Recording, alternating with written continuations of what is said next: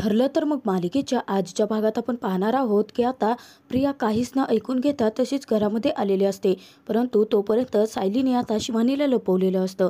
तर आता प्रिया विचार करत अर्जुनच्या रूमकडे पाहत असते. तेव्हा अर्जुन म्हणतो की अगं प्रिया, तू वरती कुठे पाहतेस? पूर्णाची इथे आहे. तर प्रिया आता पूर्णाची म्हणत पूर्णाचीकडे जाते. इतक्यातच आता सायलीवरून शिवानीला लपून खालती आलेली असते. तेव्हा आता अर्जुन इशारा करून सगळं ठीक असल्याचं जाणून घेतो.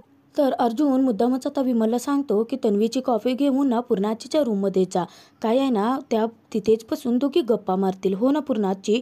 तेव्हा आता पूर्णाची सुद्धा उठते आणि प्रियाला चल म्हणते. तर प्रिया आता पूर्णाचीला म्हणते की पूर्णाची, तू पुढे जा, मी आलेच हा.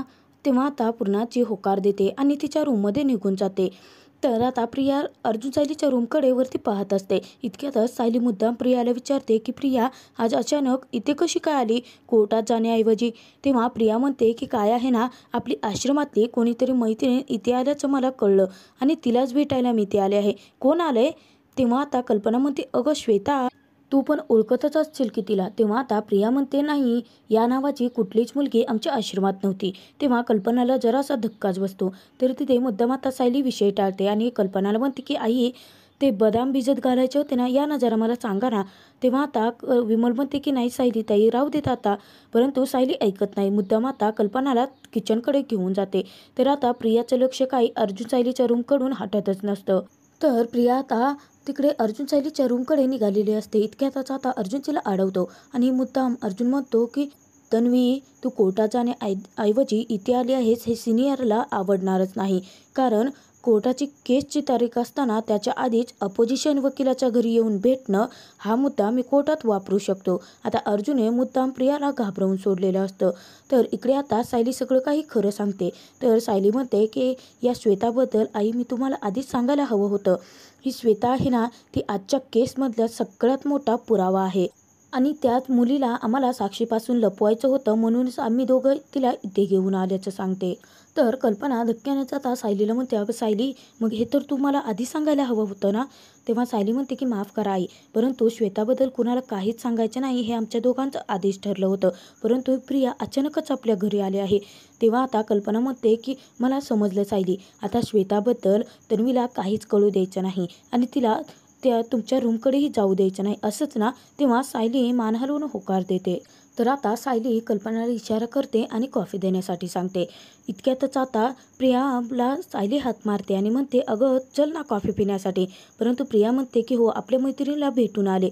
परंतु अर्जुन इतका रागाने पाहत असतो की आता तिथे प्रिया अर्जुनला घाबरते. तर सायली ओढतच आता प्रियाला की डायनिंग टेबलकडे घेऊन जाते आणि बसवते. तर आता तिला कॉफी प्यायला देते. तेव्हा सायली मुद्दाम आता लग्नाचा विषय प्रियासमोर काढते आणि म्हणते की प्रिया, तुला माहिती आहे का, आईने तुझ्यासाठी छानसं असं स्थळ आणलं आहे. तेव्हा आता कल्पना म्हणते की हो अगं, माझ्या बेस्ट फ्रेंडचाच मुलगा आहे. तर अर्जुन आता मुद्दाम प्रियाला डिवचतो आणि तिला घाबरवत म्हणतो की ठीक आहे.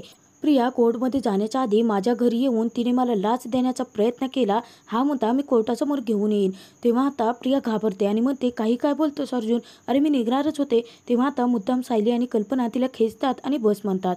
तर कल्पना सांगते की अगं तन्वी, तो मुलगा ना MBA झाला आहे, तू एकदा भेटच त्याला. परंतु आता अर्जुन मुद्दाम प्रियाला घाबरवून सोडत असतो आणि तिला म्हणतो की ठीक आहे, मग आता मी सिनियरला फोन लावतोच. तेव्हा आता प्रिया म्हणते की हे काय, मी निघतच होते आणि प्रिया पळ काढते. इतक्यातच आता तिथे रविराजचा फोन येतो आणि ती म्हणते की बाबांचा फोन आला आहे, मी निघते असं करून प्रिया जाते. तर त्यानंतर कल्पना, विमल, सायली, अर्जुन आता प्रियावरती हसत असतात. प्रिया खूपच घाबरलेली असते. तर अर्जुन म्हणतो की bye Priya, see you in court today. असं म्हणून अर्जुन सायली एकमेकांकडे पाहून खूप हसत असतात. तर इकडे आता प्रिया बाहेर आलेली असते. तर इकडे आता प्रिया साक्षीला फोन करण्याचा खूप प्रयत्न करते, परंतु साक्षी काही फोन रिसीव्ह करत नसते. तर प्रिया तिथे विचार करते की या मुलीबद्दल साक्षीला सांगायला हवं. इतक्यात आता रविराजांचा सतत प्रियाला कॉल येत असतो आणि प्रिया चिडूनच म्हणते की या रविराज किल्लेदाराला एक धीरच धरवत नाही. आणि त्यानंतर प्रिया आता स्वतःच्या गाडीमध्ये बसते आणि निघते. तर इकडे आता प्रियाचा सतत फोन काय येतोय असा विचार करून साक्षी फोन तर हातात घेते, परंतु अचानक तिथे चैतन्य येतो आणि साक्षीच्या हातातून फोन हिसकावून घेतो. तर तो चैतन्य म्हणतो की आता फोन बिन काही नाही, कोर्टात जाण्याआधी आपण कोणाशीच बोलायचं नाही.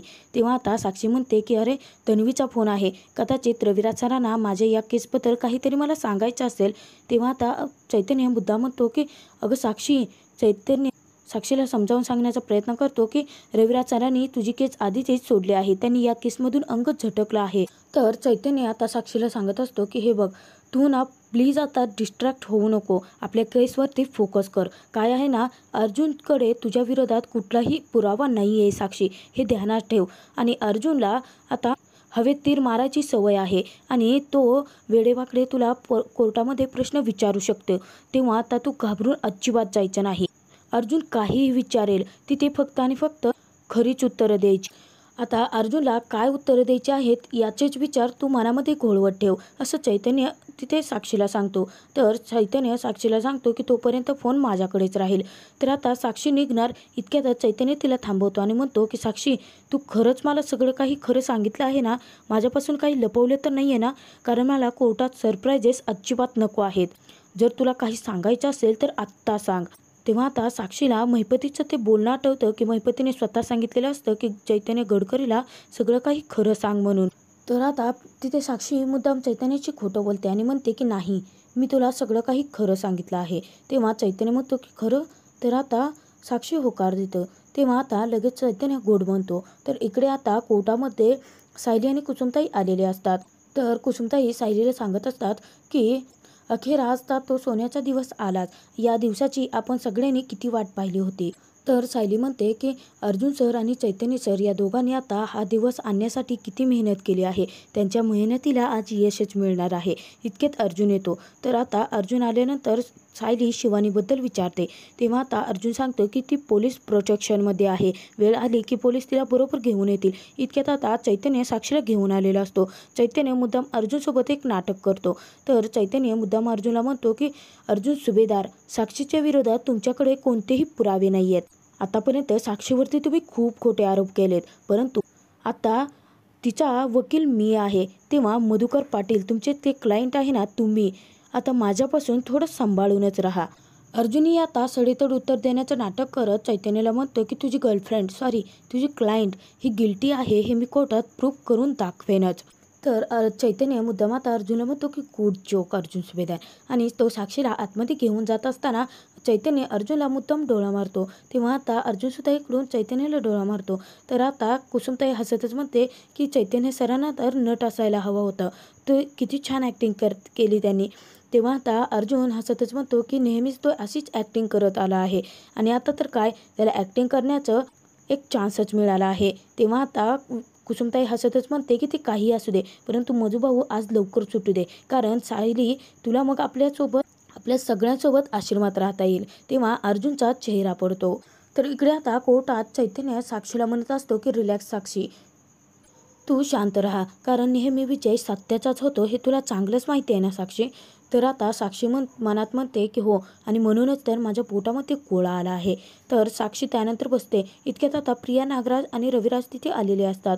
तेव्हा आता प्रिया लगेच साक्षीकडे निघालेली असते. रविराज तिला थांबवतात आणि म्हणतात की जुनी मैत्री आहे म्हणून उगाच तिचा पुळका येऊ देऊ नको, तिच्यापासून जेवढं होईल तेवढं लांबच राहा. तेव्हा नागराज प्रियाला सांगतो की हो दादा, प्रिया आपण तिकडे मागे बसूयात. अर्जुन, सायली, कुसुमताई आल्यानंतर लगेचच रविराज अर्जुनकडे येतात आणि अर्जुनला शुभेच्छा देतात. तर अर्जुन म्हणतो की सिनियर थँक्यू सो मच, आजची ही केस मी जिंकेनच. तेव्हा आता चैतन्य तिथे प्रिया, नागराज दोघे आता अर्जुन आणि रविराजांकडे पाहत असतात. तेव्हा आता प्रिया म्हणते की तुमचा भाऊ त्या अर्जुनशी काय गुलुगुलू करतोय, हे चांगलं लक्ष नाही आहे. तेव्हा नागराज म्हणतो की आता काय तिथे जाऊन दादाच्या तोंडात बोळा कोंबू का. तर अर्जुन म्हणतो की तुझे आशीर्वाद फक्त सिनियर माझ्या पाठीशी राहू दे. तेव्हा आता रविराज म्हणतात की ते सदैव तुझ्या पाठीशीच आहेत अर्जुन. तर आता अर्जुन इकडे बसतो. तर चैतन्यकडे रविराज सर जातात आणि म्हणतात की मला तुलाही शुभेच्छा द्यायला आवडल्या असत्या चैतन्य, परंतु तू मार्ग चुकीचा निवडला आहे. महिपती शिकरे हा कसा माणूस आहे हे माहिती असून सुद्धा तुझे डोळे उघडले नाही आहेत. तर तिथे आता रविराज चैतन्याला म्हणतात की माझ्या सगळ्या ज्युनियरमध्ये तूच एकटा असा निघालास की ज्याच्यामुळे माझी मान आज खाली गेली आहे. तेव्हा आता अर्जुन मनात म्हणतो की नाही सिनियर, तू जसा विचार करतोय तसं काहीच नाही आहे. बिचारा चैतन्याला उगाचच आता सगळ्यांचं बोलणं ऐकून घ्यावं लागतंय. तेव्हा आता अर्जुनला खूप वाईट वाटत असतं चैतन्याबद्दल. तर त्यानंतर आता मधुभाऊंना आणलं जातं आणि कोर्टाला आता हिअरिंगला सुरुवात झालेली असते. तेव्हा आता चैतन्य उठतो आणि सांगतो की मिलॉर्ड, आजपासून साक्षीचा वकील मी आहे. तर आता चैतन्य तिथे सांगायला लागतो की आजपर्यंत साक्षी शिकरे माझ्या क्लायंटवरती नको नको ते आरोप झाले आणि ते आरोप अर्जुन सुभेदार हे अजूनपर्यंत सिद्ध करूही शकले नाहीये. तर चैतन्य आता कोर्टाला विनंती करतो की आतापर्यंत अर्जुन सुभेदाराने केलेले आरोप साक्षी शिकरे यांच्यावरचे खरे झालेले नाही आहेत. त्यामुळे साक्षी शिकरे या माझ्या क्लायंटला निर्दोष ठरवावं. आणि त्यानंतर चैतन्य बसतो. तर आता तिथे मिलॉर्ड अर्जुनला सांगतात की अर्जुन सुभेदार, तुम्ही कोर्टाची अचानक तारीख मागून घेतली, त्याचं नक्की काय कारण होतं ते सांगा. तर प्रिया आता देवाकडे प्रार्थना करत असते. ती म्हणत असते की प्लीज प्लीज देवा, अर्जुनने आज मला पुढे नको बोलवायला, प्लीज असं कर की मी त्याला दिसू देऊ नको. तेव्हा आता नागराज म्हणतो की दिसतंय. तेव्हा आता प्रिया डोळे उघडते तर नागराज म्हणतो की अर्जुनला दिसतंय. अगं, तू जर घाबरली आहे हे जर अर्जुनला समजलं ना तर तो आधी तुला कडकड्यात बोलवेल. तेव्हा आता त्यामुळे जरा रिलॅक्स राहा. तर अर्जुन उठतो आणि तिथे कोर्टाला सांगतो की मिलॉर्ड, चैतन्य गडकरी हे ना साक्षी शिकरे यांना निर्दोष करण्याचे जरा जास्तच काही करतायत आणि त्यांना वाटतंय की माझ्याकडे त्यांच्या विरोधात एकही पुरावा नाही आहे. परंतु असं नाही आहे. माझ्याकडे असे ठोस पुरावे आहेत की ज्यामुळे कोर्टासमोर मी हे सिद्ध करू शकतो की साक्षी शिकरे या गिल्टी आहेत. अर्जुन आता कोर्टाकडून साक्षीला कटघऱ्यात बोलवण्याची परवानगी घेतो. तर साक्षी आल्यानंतर अर्जुन मुद्दाम आता साक्षीला फिरून फिरून तेच प्रश्न विचारतो की साक्षी शिकरे, मागच्या वेळी तुमच्या विरोधात एक CCTV फुटेज मी कोर्टासमोर सादर केलं होतं की ज्यामध्ये तुम्ही पार्टी अर्धी सोडून त्या रिसॉर्टमधून बाहेर पडलात असं मी प्रूफही केलं होतं. तेव्हा साक्षी सांगते की हो, आणि मी कोर्टाला आधीही सांगितलं होतं की मी पार्टी अर्धी सोडून तिथून बाहेर पडले होते कारण ॲक्च्युली मी खरं तर ड्रिंक केलं होतं आणि ड्रिंक करण्याची मला जास्त सवय नसल्यामुळे मला माझी तब्येत बिघडली आणि त्यानंतर मी रस्त्याच्यामध्ये उलटीही केली. तेव्हा आता अर्जुन म्हणतो की हो, आणि त्यावेळी तुम्ही कोणता तरी साक्षीदार तुमच्या बाजूने घेतला होता ना, तर त्याचं काय नाव आहे, असा मुद्दाम आता अर्जुन विचार करण्याचं नाटक करतो. तर तिथे साक्षी सांगते की शिवानी जाधव. तर अर्जुन आता साक्षीला विचारतो की म्हणजे तुम्ही कोर्टासमोर हे प्रूफ करताय की तुम्ही आणि शिवानी जाधव खरं बोलताय तर. तेव्हा साक्षी हो म्हणते. तर लगेच कुसुमताई सायलीला सांगते, अगं सायली, किती निगरगट्ट मुलगी आहे ही, खोटं बोलताना साधे पापणी सुद्धा लवत नाही आहे गं हिचे. तेव्हा सायली म्हणते की कुसुमताई, आता हिचा सगळा खोटेपणा ना अर्जुन सर इथे बाहेर काढतील. तर आता प्रियाला आठवतं शिवानी जाधव आणि तिच्या लक्षात येतं की हो, अर्जुनच्या घरी सकाळी ज्या मुलीला पाहिलं होतं ती तीच मुलगी होती. तर आता प्रिया खूप चिडते आणि म्हणत असते की साक्षीची माझ्या कॉन्टॅक्ट व्हायला हवं होतं. आता साक्षीची चांगलीच वाट लागणार. तर आता प्रिया तिथे नागराला सांगते की मला माहिती झालंय की अर्जुन आता कोर्टात काय बॉम्ब टाकणार आहे. साक्षी आता मेली आणि तिच्यासोबत आपणही. तर अर्जुन कोर्टाला सांगतो की मिलॉर्ड, साक्षी शिकरे आणि त्या शिवानी जाधवने आता जी काही स्टेटमेंट दिली होती ना ती खोटी आहे, मी कोर्टासमोर प्रूफ करू शकतो. तेव्हा आता लगेच चैतन्य ऑब्जेक्शन घेतो आणि म्हणतो की माझ्या क्लायंटवरती बिनबुडाचे हे आरोप करत आहेत. तेव्हा अर्जुन सुद्धा आवाज चढवतो आणि म्हणतो की चैतन्य गडकरी, मी पुराव्याशिवाय काहीच बोलत नाही. अर्जुन चैतन्याचं जे काही नाटक रंगलेलं असतं की ते पाहून सायली आणि कुसुमताई मात्र मजा पाहत हसत असतात आणि त्यांना विश्वास असतो की अर्जुन सर आज नक्कीच मधुभाऊंना सोडवणार. तर अर्जुन आता जज साहेबांच्या हातात पेनड्राईव्ह सोपवतो आणि तो पेनड्राईव्ह कसला असेल हा विचार करून साक्षी घाबरलेली असते. तर पुढील भागात आपण पाहणार आहोत की आता महिपती शिकरे आणि साक्षीने जे काही प्लॅनिंग रचलेलं असतं की आता तू पेलेली होती आणि त्यानंतर त्या रात्री काय घडलं होतं एक नाटक केलेलं असतं की जेणेकरून साक्षीच्या लक्षात सर्व काही राहावं म्हणून. तर आता तेच CCTV फुटेज तिथे चैतन्य अर्जुनला ऑलरेडी सोपवलेलं असतं आणि तोच पुरावाचा धमाका अर्जुनने कोर्टात केलेला असतो. तर आता चैतन्य हसत असतो आणि रविराज सुद्धा. तर तिथे आता अर्जुन कोर्टाला सांगतो की त्या दिवशी मी साक्षी शिकरे यांनी कोर्टाला जे काही पुरावे सादर केले की त्या प्यायलेल्या होत्या, ड्रिंक केलेल्या होत्या, त्यांना नशा चढलेली होती, त्या कुठेतरी गेल्या होत्या, ते खरं नव्हतं मिलॉर्ड, ते एक रचलेलं नाटक होतं. तर आता दोन पुराव्यांचा धमाका करत अर्जुनने आता कोर्टाला सत्य तर दाखवलं आहे, परंतु कोर्ट आता मधुभाऊंची सुटका करण्याचा निर्णय घेणार का हे पाहणं खूपच मनोरंजक ठरणार आहे.